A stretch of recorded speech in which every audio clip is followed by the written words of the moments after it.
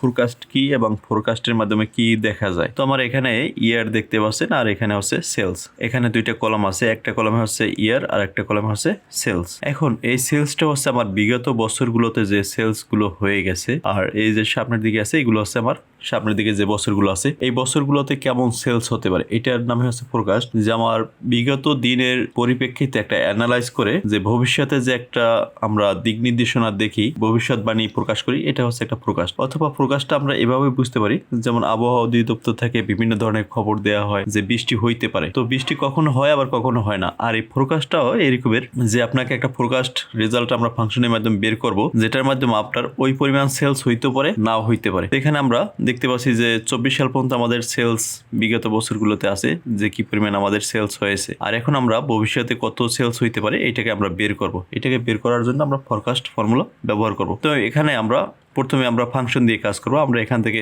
এই সেলটুকু সিলেক্ট করে দিলাম, যতটুকু আমার সেলস হয়ে গেছে অলরেডি, তো ততটুকু আমি সিলেক্ট করে দিলাম। এখান থেকে আমরা চলে আসব ডাটা ট্যাবে। ডাটা ট্যাব থেকে আমরা ফোরকাস্ট শিট, এখানে আমি ক্লিক করব। এখানে ক্লিক করলে পরে আমরা এখানে একটা গ্রাফ দেখতে পাই।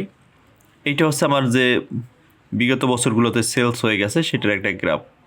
তো এখানে যে মাঝখানে যে গ্রাফটা দেখতে পাই এটা হচ্ছে আমার যে অ্যাকচুয়াল একটা গ্রাফ যে সেলসটা হইতে পারে এইটা। এখানে হচ্ছে আপার বাউন্ড, উপরে যদি আমি মাউসটা রাখি এখানে এটাকে বলে আপার বাউন্ড, আর এটা হচ্ছে লোয়ার কনফিডেন্স বাউন্ড। আপার কনফিডেন্স বাউন্ডটা হচ্ছে উপরে আর লোয়ার কনফিডেন্স বাউন্ডটা হচ্ছে নিচে। যে সর্বোচ্চ আমার সেলস কত হইতে পারে এটা কিন্তু এখানে গ্রাফে দেখাইছে, আর নিচেটা হচ্ছে সর্বনিম্ন। তো এখানে আমরা 30 সাল পর্যন্ত দেখতে চেয়েছি ফোরকাস্ট এন্ডেড 30 সাল। এখানে যদি আমি এন্ডেড আরো আগাই দিতাম সেক্ষেত্রে সেটাকে আমরা এখানে বাড়াইতে কমাইতে পারি 31 32, এখান থেকে আমরা সালটাকে বাড়াইতে কমাইতে পারি। আর এখানে যে অপশন আছে এখান থেকে আমরা স্টার্ট ডেটটাকে সিলেক্ট করতে পারি।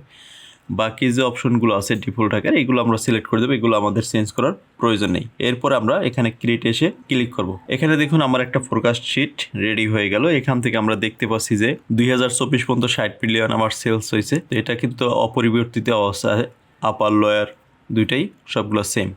কিন্তু আমরা যখন 25 সালে আসি তখন কিন্তু আমার এখানে যে ফোরকাস্ট যে সেল এইটা হবে 47 মিলিয়ন। এরপর একটা লোয়ার কনফিডেন্স 32 মিলিয়ন, এখানে হচ্ছে 62 মিলিয়ন। আবার এইটা হচ্ছে সর্বোচ্চ আমাদের সেলস হইতে পারে 25 সালে।